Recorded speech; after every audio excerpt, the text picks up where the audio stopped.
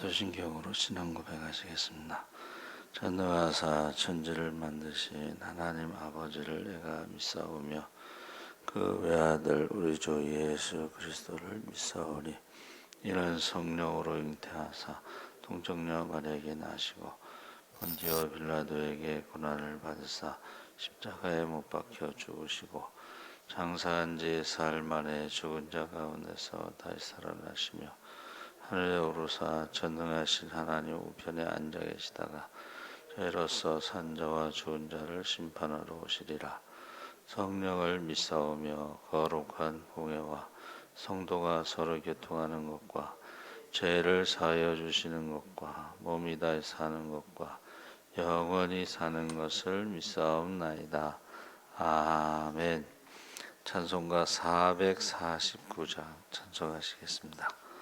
449장.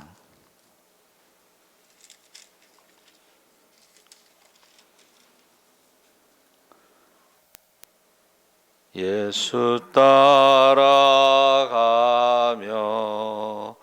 복음 순종하면 우리 행할 길 환하겠네. 주를 의지하며 순종하는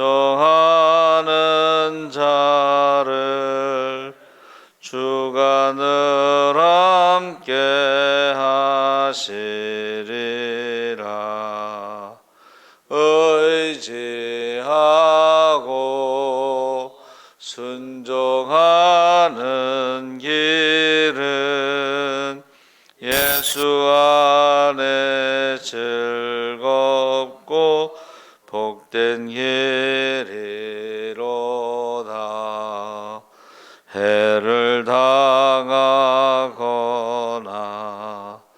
우리 고생할 때 주가 위로해 주시겠네.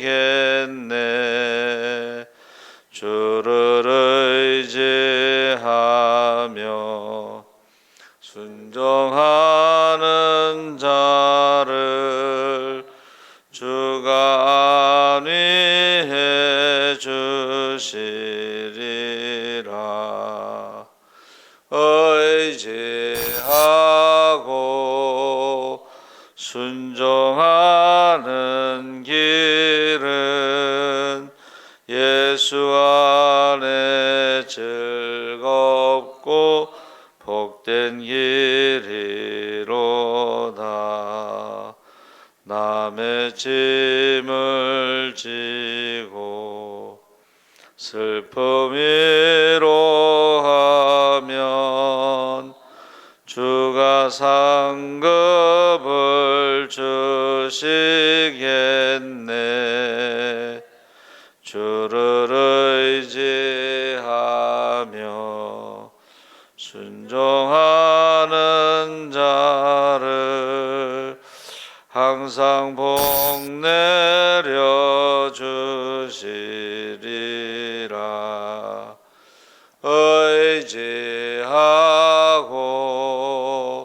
순종하는 길은 예수 안에 즐겁고 복된 길이로다.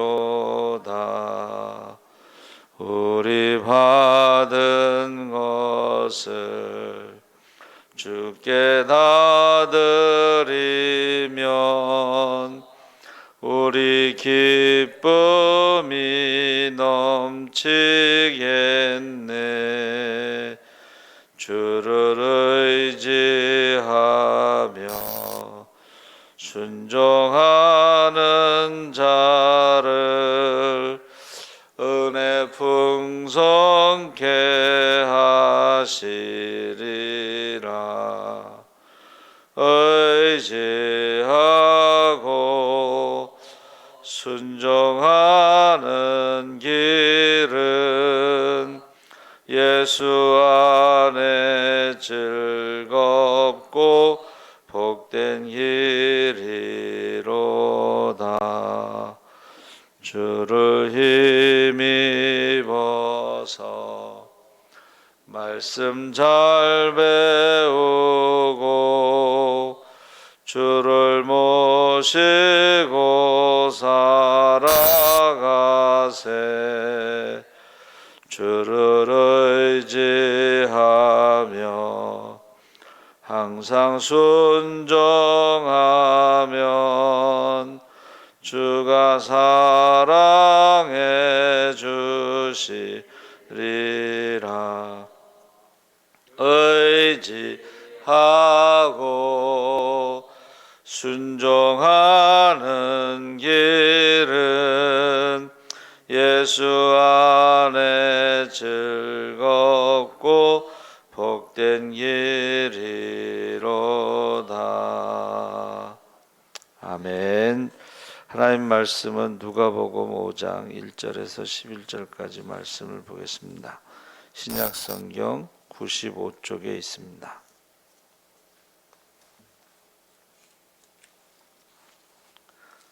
누가복음 5장 1절에서 11절까지 말씀을 우리 다 같이 읽겠습니다. 무리가 몰려와서 하나님의 말씀을 들을새 예수는 게네사렛 호숫가에 서서 호숫가에 배 두 척이 있는 것을 보시니 어부들은 배에서 나와서 그물을 씻는지라. 예수께서 한 배에 오르시니 그 배는 시몬의 배라. 육지에서 조금 떼기를 청하시고 앉으사 배에서 무리를 가르치시더니 말씀을 마치시고 시몬에게 이르시되 깊은 데로 가서 그물을 내려 고기를 잡으라. 시몬이 대답하여 이르되 선생님, 우리들이 밤이 새도록 수고하였으되 잡은 것이 없지만은 말씀에 의지하여 내가 그물을 내리리이다 하고 그렇게 하니 고기를 잡은 것이 심히 많아 그물이 찢어지는지라. 이에 다른 배에 있는 동무들에게 손짓하여 와서 도와달라 하니 그들이 와서 두 배의 채움에 잠기게 되었더라. 시몬 베드로가 이를 보고 예수의 무릎 아래에 엎드려 이르되 주여 나를 떠나소서 나는 죄인이로소이다 하니 이는 자기 및 자기와 함께 있는 모든 사람이 고비가 잡힌 것으로 말미암아 놀라고 세베대의 아들로서 시몬의 동업자인 야고보와 요한도 놀랐음이라. 예수께서 시몬에게 이르시되 무서워하지 말라. 이제후로는 내가 사람을 취하리라 하시니 그들이 배들을 육지에 대고 모든 것을 버려두고 예수를 따르니라. 아멘. 할렐루야. 좋은 아침입니다. 잘 오셨습니다. 감사합니다. 오늘 말씀의 제목은 제자로 부르심입니다. 본문은 베드로의 소명장인데 갈릴리 호수에서 고기를 잡던 베드로가 예수님의 부르심을 받고 그 부르심에 응답하는 내용입니다. 그래서 예수님이 이 땅에 오신 것은 하나님 나라를 세우시기 위해서 오셨는데 그 하나님 나라를 어떻게 세우시느냐? 바로 제자를 삼아 그 제자들이 하나님 나라를 전파함으로 하나님 나라가 확장되고 세워지는 것입니다. 그래서 예수님이 하늘로 승천하실 때도 그 복음을 땅끝까지 전하라고 하는 명령을 하셨죠. 그래서 우리가 그것을 지상명령이다 이렇게 말하고 있습니다. 사실은 우리가 전도하는 것이 지상명령인데 그 명령을 이제 지키지 않는 경우가 많죠. 그래서 본문은 제자의 선택을 보여주고 있는데 사실은 여기서는 12제자를 부르신 게 아니고 베드로를 부르신 거죠. 그래서 나중에 이제 12제자를 선택하시는데 12제자뿐만이 아니라 70명의 제자들도 전도 여행을 보내시죠. 그리고 많은 여자 제자들도 있었습니다. 그래서 여기서 분명한 것은 어떻게 부름을 받았다 할지라도 주님을 따라야 하고 주님을 배워야 하고 주님이 맡겨주신 사명을 감당해야 하는 제자로 부르심을 받았다는 것입니다. 그래서 인도의 유명한 선다싱이라는 사람이 사람들에게 바닷속에 있는 돌 하나를 집어들고 묻습니다. 자, 이 돌을 쪼개면 그 속이 젖어 있을까요? 젖지 않았을까요? 오랫동안 바닷속에 있었으니까 젖어 있을 것이다. 아니다. 젖어 있지 않을 것이다.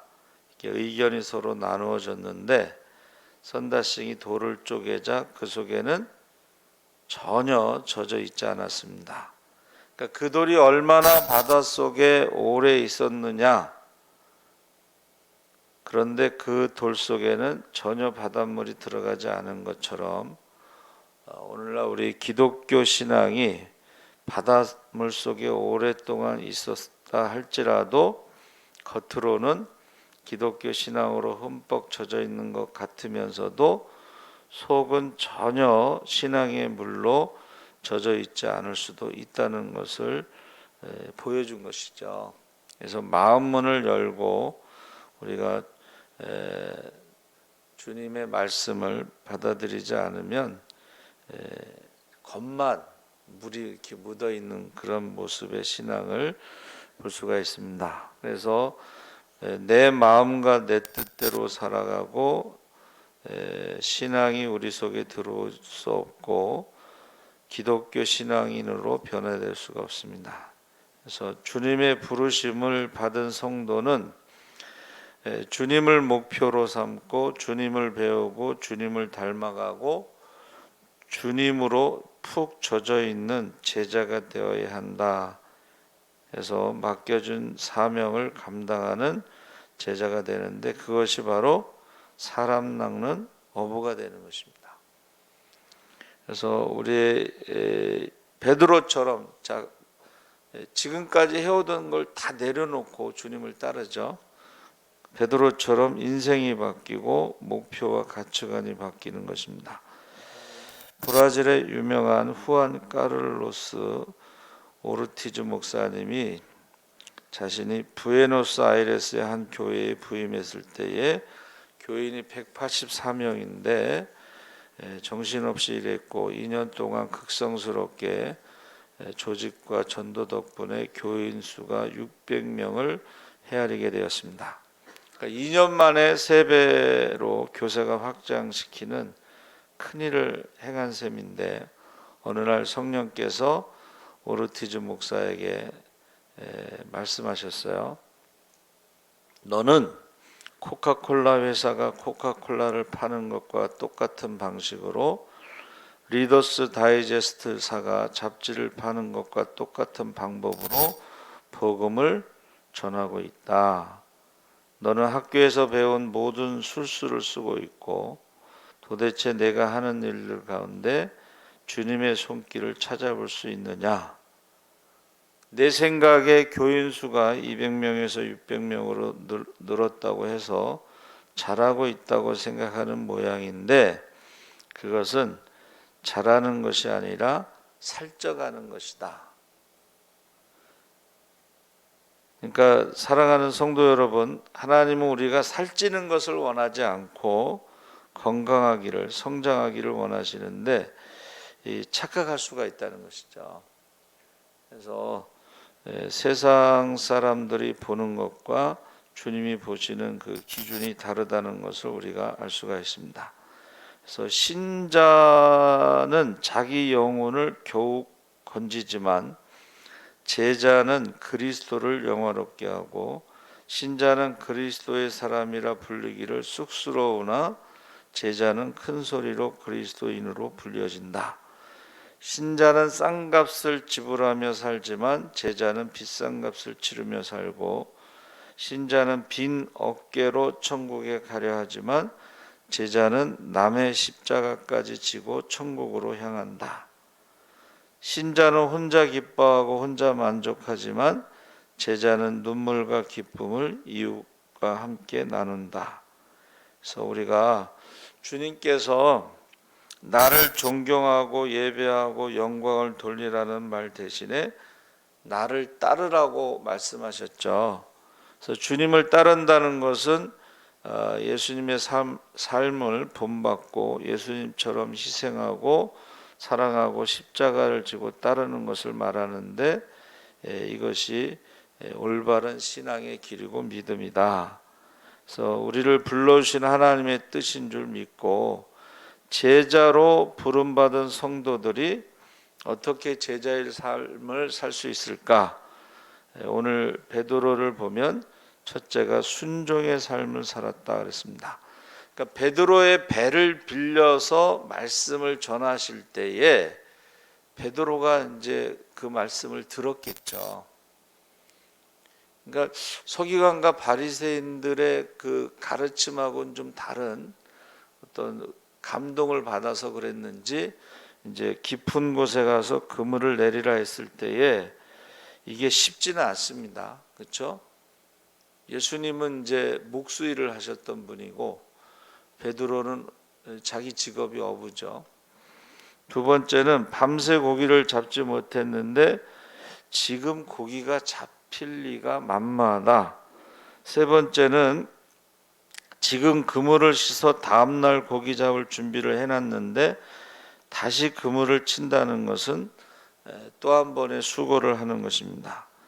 그러면 보통은 짜증이 나고 순종하기가 쉽지 않고, 그런데 그 시몬이 말씀을 듣고 감동을 받았는지 말씀에 의지하여 우리들이 밤이 새도록 수고하였으되 잡은 것이 없지만은 말씀에 의지하여 내가 그물을 내리겠다고 순종했죠. 그때에 2배 채울 만큼 많은 고기를 잡고 베드로가 고백하죠. 나는 죄인입니다. 왜 죄인이라고 고백했을까요? 아마도 예수님의 말씀을 믿지 않았기 때문에 그냥 그렇게 고백했는가 이렇게 생각할 수도 있습니다. 그러니까 우리가 제자의 첫 번째 조건은 자기 상식과 자기 경험과 자기 지식과 안 맞더라도 그것을 따르는 것이, 순종하는 것이 제자고, 이제 순종하지 않는 자는 제자가 될 수가 없습니다. 그래서 어느 때 내 생각을 벗어날 때도 있고 어느 때는 내 뜻과 내 마음에 들지 않을 때도 있고, 그래도 순종해야 되는 거죠. 그래서 말씀 중에 순종하기가 어려운 말씀도 있고 귀찮은 말씀도 있고 내 마음에 들지 않는 말씀이 있을 수 있어요. 그 가룟 유다가 이제 돈 관리를 했잖아요. 헌금 관리. 근데 누가 좀 헌금을 많이 했나 봐요. 근데 예수님께서 그 가서 가난한 사람들에게 나눠줘라 그랬더니 가룟 유다가요, 그걸 가서 집어던져 돈을 땅바닥에 집어던지면서 너희가 좋아하는 예수 선생님이 너희에게 주라고 했다, 그런 장면이 있어요. 그러니까 예수님 말씀이 아주 이게 마음에 안 드는 거죠. 이쪽 맨날 그 얻어먹다가 이제 조금 맛있는 거 먹을 수 있는 그런 그 상황에서 갖다 주라고. 그래서 우리가 이게 순종하기 어려운 말씀, 귀찮은 말씀, 내 마음에 들지 않는 말씀이 있어도 순종하는 것이 제자다. 두 번째는 제자들이 고기 잡혔을 때에 무서워했다고 그랬습니다. 근데 예수님께서 제자들에게 무서워하지 말라 하면서 이제후로는 너희가 사람을 취하게 될 것이다. 그래서 제자들을 보낼 때 내가 너희를 보냄이 양을 이리 가운데로 보낸가 같도다. 이 말은 뭐예요? 양을 이리 가운데 보낸다는 것은 죽을 수 있다는 것이고 잡혀 먹을 수도 있고 거기에 대해서 두려워하지 말라, 무서워하지 말라. 하나님이 너희 머리털까지도 다 세신 바 되고 세상 끝날까지 내가 함께하겠다. 그때에 우리가 제자로 살아간다는 것은 사람을 두려워하지 않아야 되고 하나님만 두려워야 된다는 것이죠. 그래서 스코틀랜드의 유명한 종교개혁자 존 낙스의 묘비에는 여기 하나님을 두려워하였고 결코 어떤 사람도 두려워하지 않았던 자가 누워있다. 종교개혁이라는 게요, 많은 사람들이 죽었어요. 순교했어요. 근데 하나님만 두려워하고 사람을 두려워하지 않은 사람이 누워있다. 그래서 그 제자들이 사실은 굉장히 두려운 일인데 그 사명을 깨닫고 충성을 했다. 그래서 이제후로는 내가 사명을 취하리라 했을 때에 베드로가 설교했을 때에 그 3,000명이 회개하고 그 다음에 잡혀갔죠. 그래서 예수의 이름으로 말하지도 말고 가르치지도 말라. 그때 베드로가요, 하나님 앞에서 너희 말 듣는 것이 하나님의 말씀을 듣는 것보다 옳은가 판단하라. 우리는 보고 들은 것을 말하지 아니할 수 없다. 담대히 외쳤어요. 그러니까 이게 예수님이 말씀하신 대로 무서워하지 말라, 두려워하지 말라. 그 다음에 사명이 뭐예요? 바로 보고 들은 것을 말하지 않을 수 없다라고 분명하게 베드로가 말한 거죠. 그래서 우리가 감옥에 갇혔잖아요. 이제 매 맞고 감옥에 갇혔어요. 근데 거기서 잠을 잔다는 것은 두려워하지 않았다, 무서워하지 않았다, 이제 그런 증거가 되는 것이죠. 그래서 베드로가 나중에는 이제 십자가에 거꾸로 못 박혀 순교 당하면서도 그의 사명을 끝까지 다했다는 것을 우리가 알 수가 있습니다. 그래서 이 제자라는 것은 우리 탈무드 배운다는 뜻인데 말씀을 배우는 거예요. 제자는 말씀을 배우는 것입니다. 그리고 헬라어로는 마데테스인데 disciple, exercise, 군사훈련을 말하는 거예요. 구약의 히브리어는 제자는 말씀을 배우는 것이고 신약의 제자는 군사훈련하는 거예요. 영적인 싸움훈련, 그러니까 기도훈련. 그래서 저와 여러분이 두 가지를 다 해야 되겠죠. 우리가 전도하지 못하는 이유 중에 하나는 말씀을 모르니까 가서 무슨 말을 해야 될지 모르는 거죠.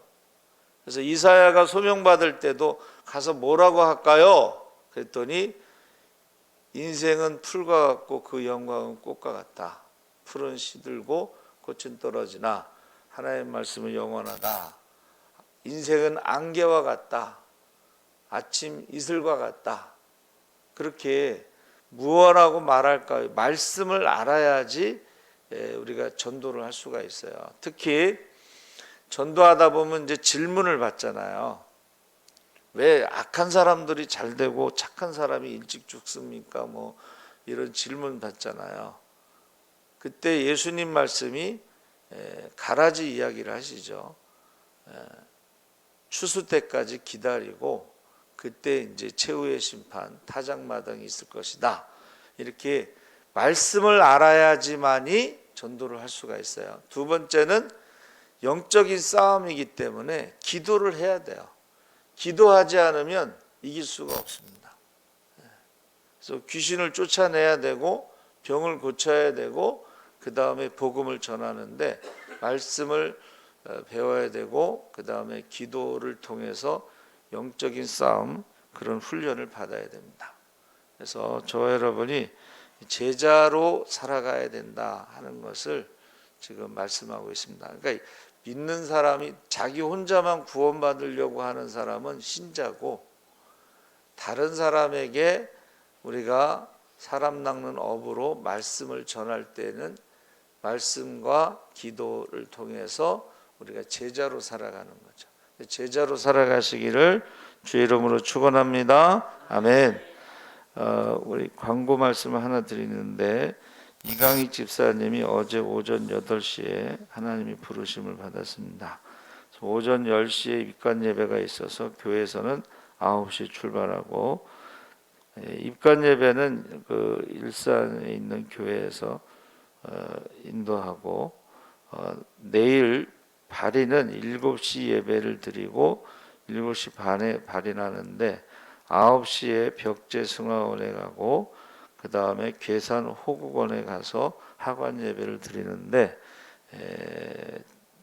내일은 제가 이제 다 하루 종일 인도하는데, 발인 예배, 벽제승화원 예배, 그 다음에 괴산 호국원의 하관 예배, 이렇게 3번 제가 말씀을 전하고 인도합니다. 여러분 기도해 주시기 바랍니다. 그래서 내일은 교회에서 6시 30분에 출발하고 오늘은 교회에서 9시 출발해서 입관 예배는 참석을 하려고 합니다.